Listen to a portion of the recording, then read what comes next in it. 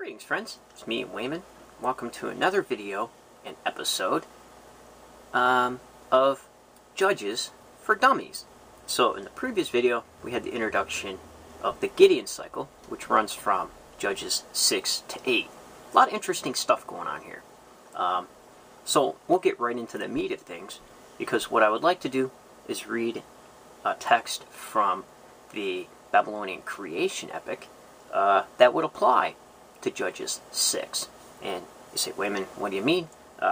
Here in this ancient Near Eastern text, the Creation Epic, Marduk proves himself through doing a miracle that deals with a cloth. So we'll see how that applies with some miracles that happen in Judges 6. So the context of Judges 6 happens where loosely knit tribes run into trouble with migrating nomadic tribes, the Midianites, children of the East, I believe they're called. And the Midianites, Amalekites, they come in, they tax the land, meaning that all their herds and cattle and camels, they use up and steal all the resources from the Hebrew tribes. So the Hebrew tribes, they have to flee into the hills, into the caves, hide their food, and try to survive the best they can. So here we get another leader called up. And I believe, I'm going to go out on a limb and say, possibly the same class of authors, the J text, it would be out of Genesis, has something to do with this, because the language sounds the same, especially in the argument or the discussion between the divine and Abraham, is the same kind of discussion that Gideon has with the angel of the Lord or the divine himself. Now here it's interchangeable because sometimes the divine manifests himself as a being. Sometimes he eats. What's interesting is in Judges and I believe in Tobit also, angels do not eat food from men. However, in Genesis, if you look at that text, Abraham fed the three people who came to his tent. Two of them went to Sodom. We found later that they were messengers. The divine stays, talks to Abraham. Same thing here. This messenger comes, and some scholars think, well, Gideon was testing. If he doesn't eat, he really is a messenger of the Lord, or the divine himself.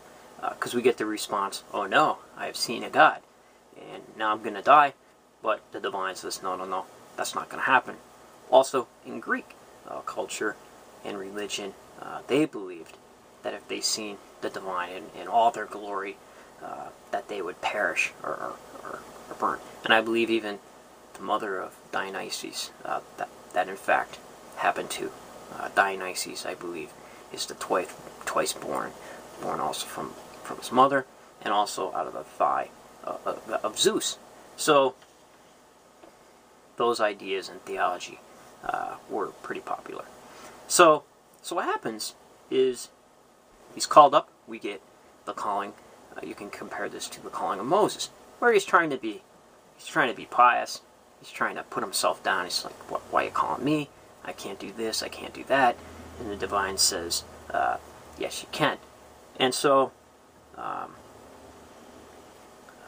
first the divine says, well, you have to come out from among the nations that you live. So here we have Canaanite background. They're living in probably mostly Canaanite population, simply because Gideon's father is a Canaanite. And after, in the night, the divine tells them to cut down the Asherah, or the groves, and pull down the high place of Baal, and in its place erect a Yahweh cult altar.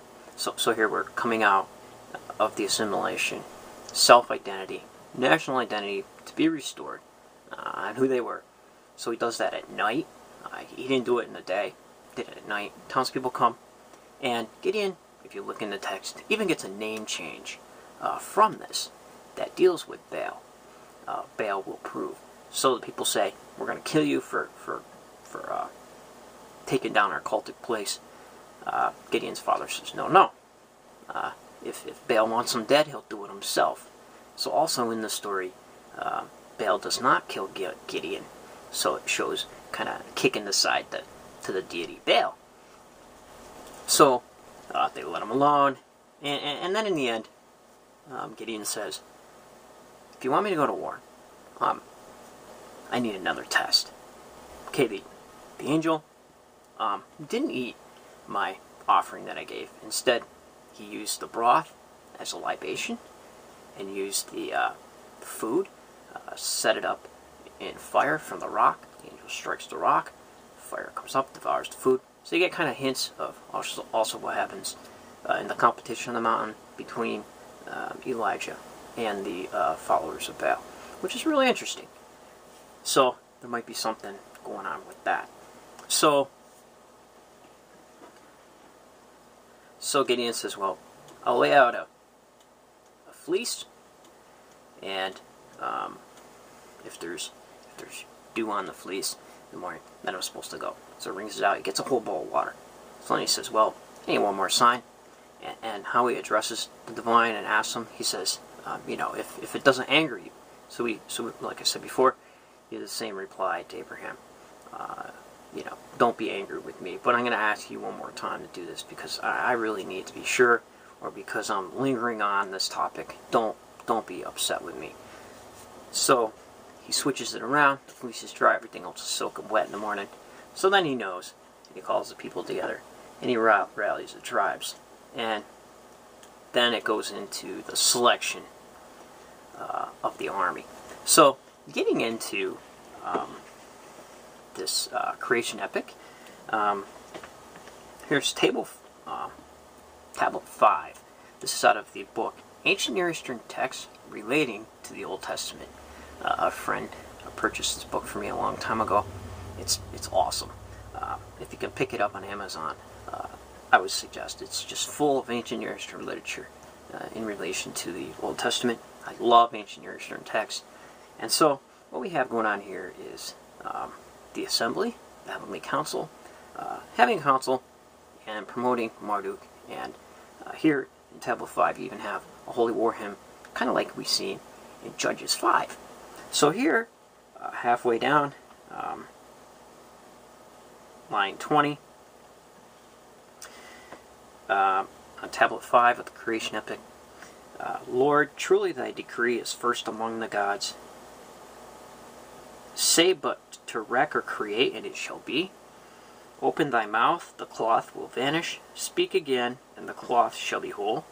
At the word of his mouth the cloth vanished. He spoke again, and the cloth was restored. When the gods, his fathers, saw the fruit of his word, joyfully they did homage. Marduk is king. They conferred on him the scepter, throne, and palu, and they gave him matchless weapons that ward off the foes. So what's interesting here, this section right here is a holy war hymn, and like in Judges 5, Marduk uses natural elements, like we've seen, to slay the enemy. Tiamat and the Igigi and the Heavenly Council sing this holy war hymn, and they view him as the warrior and creator of all. Here even you get some ideas, like in Christian theology sometimes, of the Word, His Word, especially in the first part of this, in Tablet 5.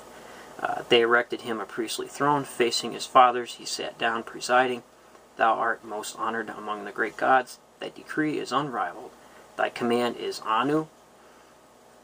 Thou, Marduk, art the most honored of the great gods. Thy decree unrivaled.